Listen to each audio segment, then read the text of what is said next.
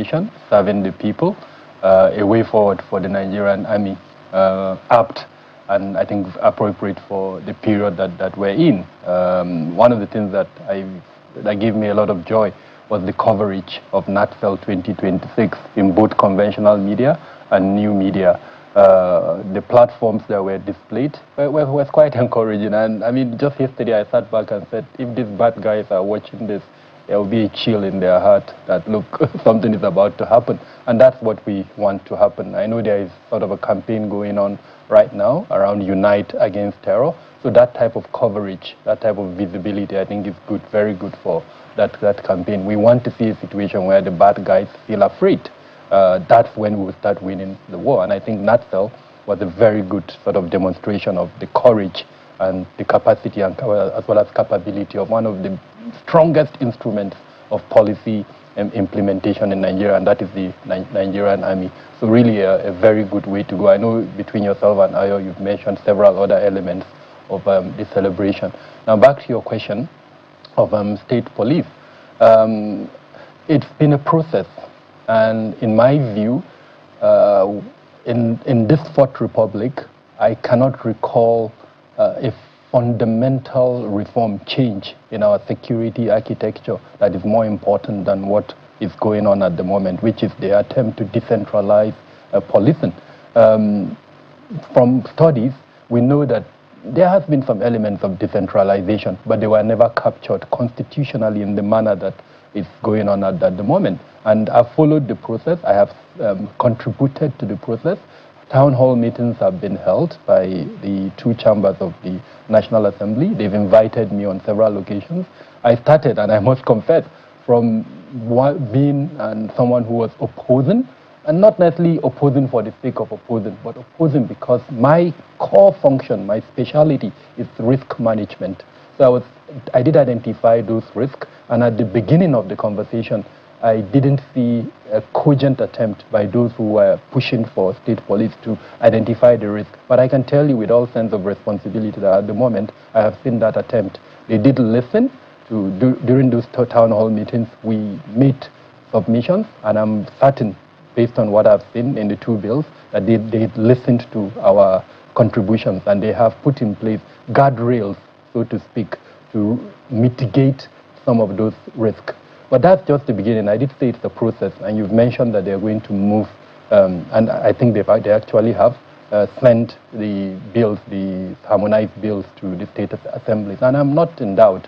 I don't see any reason why the state assemblies will reject the bill, for the simple reason that I think about 31 states at the moment are being governed by APC, and it's very clear to me that this is something that the president wants. If you look at the Renewed Hope agenda, the transformation of the police is one of the key elements within that Renewed Hope agenda. So it's very clear that the president wants it, and if he wants it and he has 31 states that are within his party, I don't see why we can't have that two-thirds majority to back the bill. But this is where I think the key issues would arise, contextualizing the state police bill. There are differences in our various states, some of them cultural, others structural, political, economic. So I'm hoping that our state assemblies, and again, to me, they may not have the capacity, and frankly, we've not done much in terms of upgrading their capacity to be able to analyze, see through those bills. And this is not in any way sort of saying anything negative about them. It's the reality.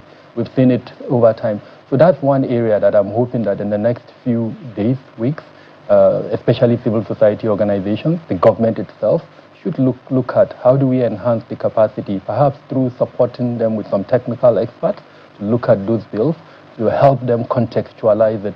I have engaged in the training of some existing subnational structures that we have in the moment. And I know there are challenges. I can tell you one that worries me a lot right now: payment of the salaries of the workers within those subnational structures. I've been to states to train some of these subnational structures, and the complaint I get from them is that if they are not being paid. And so the danger of having an instrument of force at the subnational level that is hungry. Exactly. You've armed them, and we're going to arm them. I see a situation where they will have weaponry similar to what we have at the federal government, and then you don't pay them their salary. they are going to create a monster. So governors, and I think this is a message that we must send to the governors, it can't be business as usual. It's not as if the money to pay these operatives is not there. The money is there. It's just the political will and the idea that security, for instance, can be treated like any other subsector within the economy. No, you can't treat security in that manner. So these are some of the things that I'm hoping as we continue the conversation that we're going to address. I did tell you there are risks. We've identified those risks, and I've seen guardrails within the bill to protect those risks. But there are these other cogent issues that are the reality of what we face in Nigeria that we have to address as we progress in that conversation. What are the advantages of state police? In my small community, I come from a town called Dogondaji, Sokoto, under Tambuwal local government. The last time we attempted to count the number of security operatives, we had just about 10. And within those 10, they only have 2 weapons, crude weapons. The bad guys, when they are coming, they come on motorbikes, on in the minimum 50 motorbikes, carrying at least 3 people, and each of them carrying an AK-47. An AK-47 has roughly 30 rounds, and so they join 2 magazines, so that's 60 rounds, and that can be expended in less than a minute, sometimes 1 minute, 30 seconds. Yeah, and this is the enemy that this 10 non-weaponized security operatives are going to contend with. Now, state police hopefully will address that. We would see more boots on ground, more granular deployment of policing, and with more capabilities if it's implemented in the manner that we're hoping it will be implemented. So we're very supportive of it, but we must tread carefully. We must make sure as we granulate the functions and this process of law creation, we support each level with the kind of requisite support that it requires. You just talked about training. For some of the governors, they believe that what they're doing right now is formalizing informal systems that are already in place. Give an instance, the regional security force in the southwest of the country, Amotekun, and there were huge questions as to what exactly its effectiveness has been. It looks like it's a mixed bag, given the kidnappings and abductions that have happened in a place like Oyo, for instance. People say, well, but they didn't have any weapons. If these people came fully armed, what were they supposed to have fought them off with? So they believe that this is just a formalization. And as a result of what transpired in Oyo, we now saw even more informal security outfits being launched. We saw that of Sunday Igboho, which he called Iruekun. We've seen that he's made operations into the forest through the cheering and the support of community members who think it's the way to go. But part of the danger they're afraid of is this issue of profiling. They believe that if a security force, for instance, is made up of primarily of people from a particular ethnic group, which people is state, what will happen to outsiders? In this particular regard, what guardrails have been recommended to mitigate against whatever could be the fallout of this decision? So social risk were identified, and this is just one of them that you've pointed out: inclusion, representation. I can give you an example. A state like Benue, as an example, that is dominated more or less by the chiefs. You have the Idomas, you have other ethnic groups. What is the likely, for instance, that dominant ethnic group will sort of supersede the others? You move to other states, you see that. Then you come to religion, you come to gender, so many other factors, the disabled, So those are some of the social risks that have been identified. With regards to the involvement of these vigilante groups, and it's the reality of our situation. As security sort of deteriorates, people would seek to protect themselves, and that's where you see the rise of vigilante groups. And so there is no community at the moment in Nigeria that does not have one or the other form of vigilantes. Now the danger, and we've studied this in the organization that I run, we've seen instances where these vigilantes have become institutionalized. In other words, members of the communities are asked to pay some monies, and those monies are used to quote and unquote fund the activities of these vigilantes. Now the danger in that is that weapons are being bought. Apart from weapons being bought, sometimes they are used to influence outcome of certain judicial processes. So there is an inter-community violence, just like it happened in Niger State a few days ago, where we let almost about 48 people died between the local communities there and the pastoralists that are there. So that money would be used to sort of determine the outcome of whatever judicial process. If the police arrest individuals from that community, the monies may be used to incentivize the police so that the members are released. If someone is caught with a weapon that he shouldn't have had, monies will be paid. So this sort of happens across the country. Now back to the Southwest, the Amotekun has been a key player within enhancing the security of the Southwest, and that's why virtually every database, including mine, would tell you that at the moment the Southwest is the most peaceful part of the country. Yes, there are, including what happened in Oyo State, sadly, which, I mean, there are several explanations to what happened in Oyo State, but the fact remains that Amotekun has been a key player in enhancing the security. Now, when governors speak to the fact that all they are going to do is sort of formalize this process. No, it was more than that. I did say earlier on that our governors have to rethink their approach to security. Public security is more than just having a structure. Even the state police is just one element within the public security. If they arrest Mope, that arrest would have to be followed by prosecution. How do you gather the evidence? Where do you keep the evidences? Even at the federal level, we don't have evidence rooms. What more at the state level? So that's sort of what I'm speaking about. Our conception, our approach to public security will have to change. The governors themselves, with all due respect, I would encourage that they get experts to sort of talk to them about the various tenets of public security so that they go into this idea that we're going to see an elixir state police. Once it's created, it will solve all our problems. No. We have to approach it differently. There are elements within public security that has to be in place. You arrest, you prosecute, and then you send to custodial centers. When they prosecute at the state level, are they going to put them in federal penitentiaries? Which state at the moment has custodial centers? So these are cogent questions that we need to address as we advance in this conversation. With regards to Sunday Igboho's sort of creation, I believe that is extra sort of judicial, constitutional, and I am hoping that the various functions within our security sector will address it. There are individuals in the country, it's not just Sunday Igboho, at the moment that do have some form of vigilante, and I have explained the reason at the moment. So if we enhance security protection, public security, I do not think there is a place for those type of individual vigilantes. Otherwise, the risk, social risk that will be created will be more than that. Already we've seen sort of backlash from Fulani communities that have been targeted by Sunday Igboho's. We've also seen the danger of the use of social media. The police have had to come out to dispute some of the claims by that. So if we allow all of this to continue, I think the danger will be more for us than what it's trying to solve. I know Ayo has questions for you. Over to you, Ayo. Thank you, Malwe. There's a proverb in Africa, in southwest of Nigeria in particular, that says, if the wall doesn't have a gap, the lizard can't get in. I brought that up because I've heard, and you have also heard, presidents, top government officials, even governors say that they have non-state actors embedded in their governments.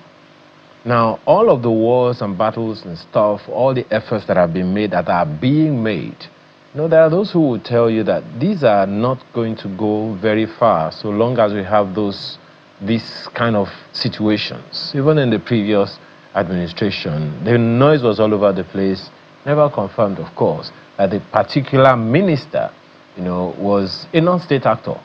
Sympathizer one way or the other. We have had situations where government officials in states also stand with these people and they take pictures and all, and they call it whatever it is that they want to call it. Do you see an end to this? Particularly now that we're talking about state police. How do we ensure that this infiltration will not get worse and perpetuate, irrespective of whatever initiative governments take? Ayo, as always, a very brilliant observation. And just a week ago, I was in one of the northwestern states where I had an engagement with the Commissioner of Police. And we were talking about the 2027 elections. And this issue came up, the involvement of non-state actors. It is a fact that non-state actors sort of play a key role in election security. Not constitutional or formal role, but they do play a role. And this commissioner made a very strong point around how he had attempted to mop up what he described as talks within that particular state. But then he claimed that the governor himself called him and told him that, look, these persons are known to us and they have supported our political campaign in one way or the other. So be gentle on them. And the point he made, which sort of answers your question, Ayo, is that if we're going to address the involvement of non-state actors in our current security provisioning, the political actors will have to be on board. So that means we probably have to start with them, engage them, make them understand that if they want peace in their states, if at the subnational level, then they have to sort of do away with these non-state actors that sometimes support their political processes. For as long as we don't do that, they may go behind us in one way or the other to influence either the police or the judiciary to free these persons when they are arrested. Because, like I said, they do play a role. They support them in one way or the other. They intimidate their opponents. They provide some form of security ring when they are doing their campaigns. And I think your question is especially relevant in this period in time when the campaigns are about to commence in the next few weeks, where we are going to see, especially at the subnational level, these non-state actors playing huge roles. So again, we have to engage with the political class. We have to emphasize to the political class, depending on only state structures, constitutional structures is the way out. You recall when ahead of an election, I think it was 3 or 4 years ago or thereabout, the immediate past Inspector General of Police in his public statement hinted that there are more than 80 quasi structures, security structures, and he did ban them at that time. He said they can't play a role within our election security process. So it is a fact that they do exist, I agree with you, but like I said, let's start with engaging with the political class, making them understand that it is wrong, it is unlawful to engage with these actors, arming them, giving them money to buy drugs, for instance, that sort of allows them to do some of the stupid and crazy things they do is wrong. And in instances, we may even have to name and shame where there is evidence to sort of support what we've seen and claim. And then, of course, prosecution is also not out of place. I know some of them do enjoy immunity, but we must reach a stage where beyond just naming and shaming, we can prosecute those who actually do such things, if we're going to see an end to it. Well, I can't deny that your response is intelligent, Dr. Adamu. However, I'd like you to be, maybe, you can be a little more forthright. Here's what I mean. A president of the Federal Republic of Nigeria said Boko Haram has infiltrated his administration. That, I'm sure you understand the implications of that. A governor has also said that they know the people, the criminals that conduct abductions and kidnappings and all of those things. But even after saying all of that, they still find that these things continue. We have seen pictures of top government officials, not just politicians, top government officials with bandits. They stood in front, they pretty much had this exchange. We also understand very recently, a top retired military officer was killed, and it was the military, it was these same people that went to government officials to hand some stuff to them. The fact of the infiltration of not repentant, not sympathizers, actors in government, that's what this is about. Because if it's just infiltration that we can cast our eyes back, so is it a failure of intelligence on our part not to know that these people were there before they had this kind of background, before they were allowed into government? What exactly do you think is wrong there, and what do we need to block to make sure that this doesn't happen again? Otherwise, these sympathies aren't just going to be sympathies. They're going to be active continually. Yes, Anayo, I can add to the litany of sort of complaints you've just reeled out. You recall when an audit report accused or alleged that the Nigerian police, weapons from the Nigerian police, has been helping criminals to, commit the atrocities they commit. And then a very senior government official in a public statement also alluded to the fact that there are rogue elements within our Nigerian, within the security apparatus that are either giving out their weapons or sort of giving out on rent their weapons to criminals to conduct criminal activities. So all of this remains. But what is the key? There are two key issues here. One is impunity. The other one, unfortunately, is the judicial system that is failing to arrest and punish offenders. So I do not attribute it to intelligence. I believe that there is enough intelligence. I believe that the intelligence is being provided, but what is lacking is that last element where to hold accountable the various elements, and this sort of cuts across the three elements of a criminal justice system.